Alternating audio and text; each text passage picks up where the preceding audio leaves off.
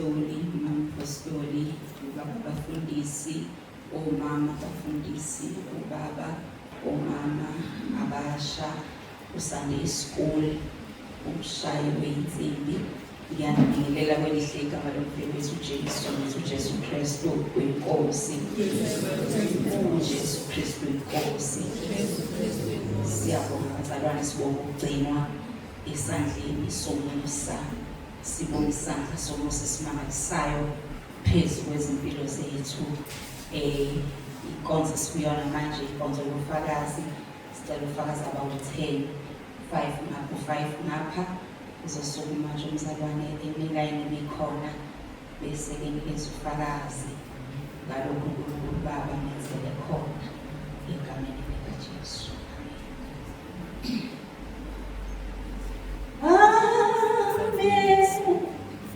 5 minutes.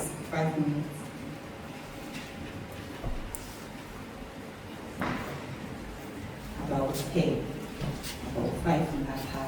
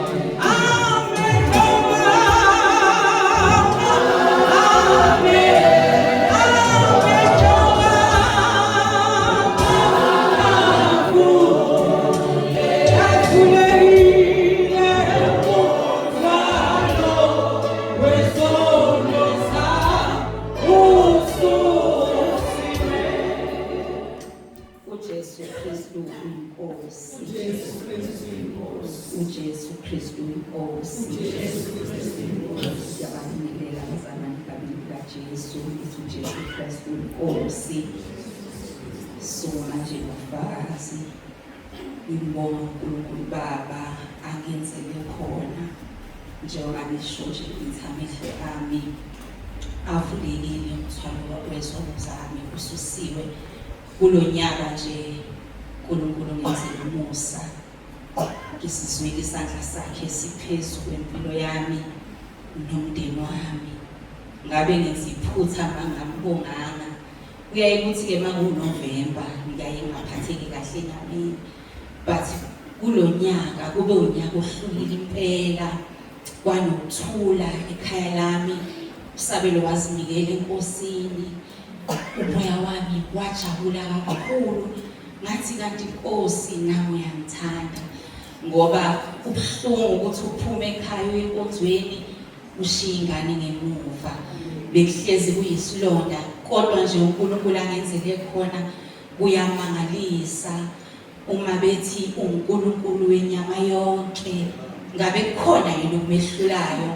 Impela kukho okumehlulayo. Sikhuluma izwi elilodwa manje, uma sikhuleka uzwe ukuthi kune-connection.